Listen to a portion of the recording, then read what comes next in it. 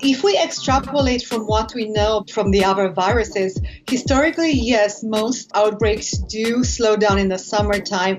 That's Louisa Petre from Mount Sinai Hospital in New York. Warm weather might slow down the spread of COVID-19, but it won't stop the disease. COVID-19 transmission occurs when small viral droplets spread directly between people, like if someone coughs and you inhale it, or if those droplets got on a surface that you touch before touching your face. This is very similar to common colds, which some coronaviruses cause, and the flu. From what we know about these more common viruses, they tend to have a harder time spreading in warmer, more humid weather like we usually see in summer. To understand why, let's start with those droplets that spread the virus. In general, when it's more humid and someone coughs or sneezes, droplets like the coronaviruses tend to absorb moisture from the air. This weighs down the droplets more quickly, forcing them to the ground sooner. All of this means that those droplets tend to travel less far from the infected person and that they have a lower likelihood of staying suspended in the air for any length of time. And of course, that means they're less likely to find their way into someone else's nose or mouth. But when those droplets land on the ground or various surfaces that others might touch, they can remain contagious. Early studies looking at the coronavirus in perfect lab settings suggest that it can survive for quite a while depending on the surface.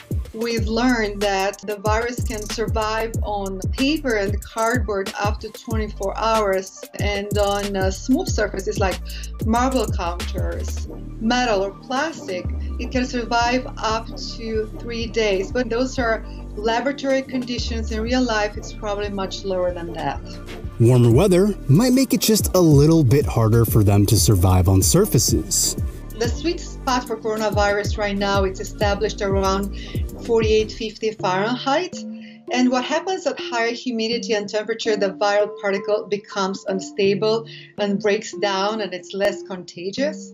It's important to note here that this number does not come from looking at the virus under a microscope, but instead from researchers at a Chinese university analyzing statistically at what average temperature COVID-19 spread most during the early weeks of the outbreak in January and February 2020.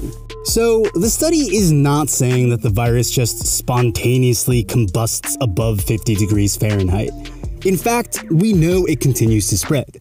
These researchers are just asserting that it spreads less effectively.